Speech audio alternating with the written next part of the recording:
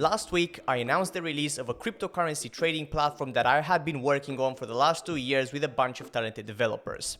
In this video, I'm just going to show you guys how to use AESIR and how to automate your existing trading strategies or to find new strategies that work for you that you wouldn't be able to identify with manual trading. So naturally, the first thing you want to do is create an account, and then you're going to end up on the dashboard page. And this is just an overview of all of your trading bots performance. So if you, for example, look down here, this is the performance of one specific trading bot, but right above it, you're actually going to see the performance of all your other configurations. Underneath that is your portfolio split by cost basis. What that means is that these are not actually individual trades, but they are an average sum of all of your trades that are related to this particular asset. So you can see here BTC, USDT, I've got my total value, and I've got a cost basis, quantity, and the unrealized profit. If I click on that, it will actually open all of my individual trades, individual orders that I had placed on this asset. You can perform certain actions such as selling or removing this, and in the next cycle, when the application runs, these assets will be sold. This is the create strategy page, and this is what you're going to be using in order to create a new strategy. You can see that at the top you've got a general options layer, and then you've got something called layer selection. Now let's go through that in a bit more detail to understand what's going on here and how you can best leverage the AESIR strategy builder. First of all, you've got a strategy name. Naturally, all names are Norse references. Next, you've got buying options. Now, buying options are things that refer to what to buy, how much to buy, and when to stop buying. So the first one is order amount, which is the amount of each order placed by this strategy that you're currently building in the base asset of your choice. But right now, we've limited that to USDT, so this amount is only in USDT. So this would mean 15 USDT.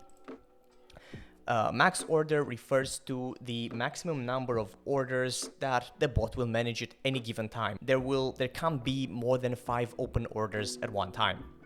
You can tick this box if you want to buy coins that you're already holding.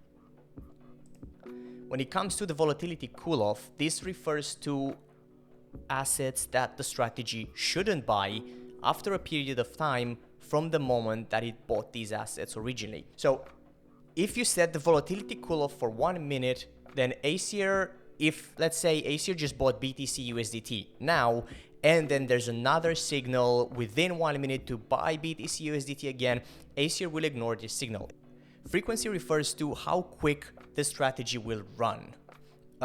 So if you set it to 1 minute, the strategy will check the buy signals periodically every minute. Then we've got asset selection. Pretty self-explanatory, but there's something to note here. You can select as many assets as you want to perform the analysis on, but if you leave the selection empty, AESIR will by default select all of the assets available on that exchange. You can naturally restrict this behavior by only selecting the coins that you are interested in. For our example, we're just going to select these 4 assets with a take profit of 3%. And a stop loss of 7%. You can also enable trailing stop loss and trailing take profit. Think about it as kind of like a pincer that follows the current price. And this is where the cool stuff is. This is the layer selection. Now, the volatility scan gives you 2 options. You have an option to select a price change and the volatility window. The way they work, for instance, if you set a price change of 5% and a volatility window of let's say 30 minutes, you're now scanning for assets on the exchange of your choice that have moved by more than 5% in price in the last 30 minutes. If you're happy with that, you click save and you've successfully added a volatility layer. You can see it in here. This is your summary. These are your general options. These are the options for your volatility setting, and any other layer that you add on top of this will be added to this table. Now, the cool thing about it is that you can layer different indicators on top of one another. So in addition to the volatility layer, you can also add computed indicators. Computed indicators are actually TradingView indicators. The cool thing is that TradingView does all the heavy lifting for you. You don't need to manually input the buy and sell signals of every indicator. So the moving averages threshold refers to how many of these signals here need to return a buy in order for the strategy to actually process this entire module as a positive, as a buy signal. So we're going to say that 3 out of 3 will need to be positive, and 2 out of 2 oscillators will also need to be positive in order for this module to register a buy.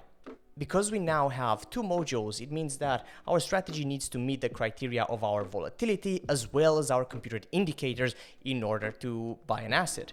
If we were to also add a technical analysis indicator, which is basically the manual version of TradingView, you can add different indicators and you can manually select the value. Then all 3 of these layers would need to agree that this is a good condition and it's a buy. So it's only when all 3 of them would be positive that the strategy would buy. So the more layers you add, the more robust your strategy, but also the less your chances of actually creating a positive buy signal, because you're testing multiple criteria. On the technical analysis layer, you can just choose certain indicators. You can also have the RSI, or you can have the open price, the volume, the high. But the cool thing about it is that you actually can choose whether they're equal to another indicator or another value. So if I choose equal to the momentum indicator, now, this will only trigger when this is equal to this. Obviously, you need to ensure that the logic that you're creating and evaluating against makes sense. For our strategy, we're not going to go to a technical analysis indicator. We're just going to stick with the volatility and computed indicators. Once you're happy with your settings, you can also check the behavior, which will tell you exactly when your strategy is going to place a trade. You can see that this strategy will trade USDT pairs of 15 USDT and a maximum of 5 orders at a time when a coin receives a buy signal for 3 moving averages and 2 oscillators, and when these have gained at least 5% in the last 30 minutes. You click save, and this is now our strategy. All we got to do to run it, we enable notifications so we can be notified in the notification tab here when our strategy places a trade. Start. If you select paper trading, you'll just be testing this with virtual money. It's highly recommended you test your strategies before taking them to the market. So we're just going to give it an amount of $500 and press start.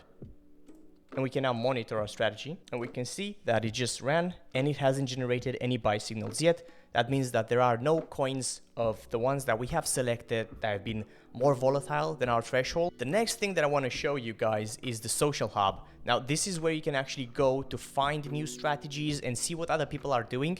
The cool thing about it is that if the user has marked their strategy as public, you can actually view the details of that strategy. You can see exactly the kind of strategy they're running. Not only that, but you can actually clone it as well. So you can see that this strategy has an overall profit of 0% for now, and it's been running for 0 days, which means it's quite a fresh strategy that someone's created. But we can also filter by profit. Oh, so we can see that we have a couple here with 2%. We also have this one with 11% profit. That's using the volatility module and is looking for all of the coins. If we look at the details, it has a volatility cool-off of 60 seconds, which means that it's running its logic every 60 seconds. For all of the coins on the exchange without a trailing stop loss, with a stop loss of 10% and a take profit of 2.5%, the price change for this is 5% and the volatility window is 1 hour. So we can just clone this, we go to our strategies, and we'll just start it. And just like that, we're now running someone else's strategy that had been running for a few days and was proven to be profitable.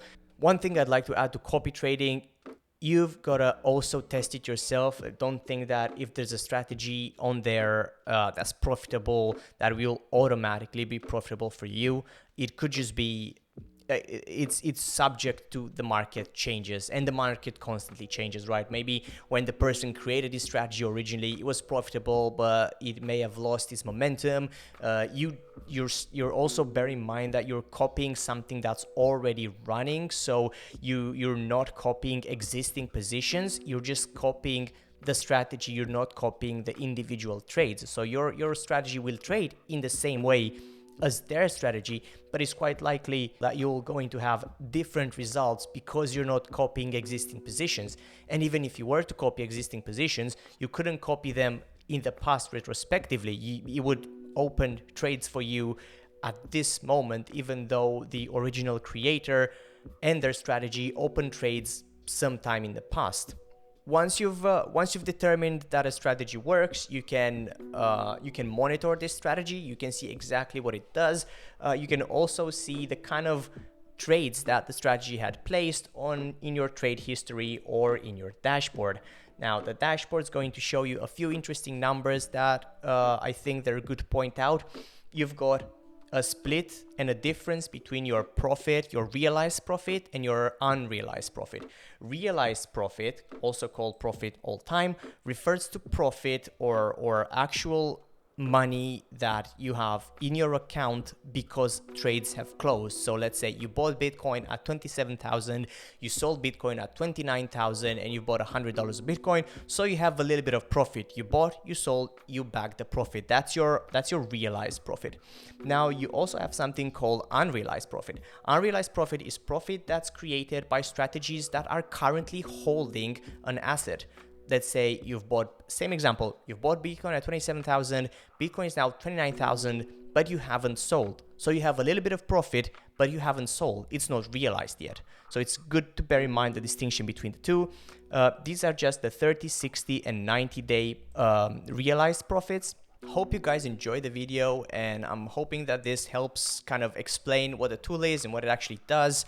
If you haven't signed up to my channel, now's a great time to do so, and I'll see you next time.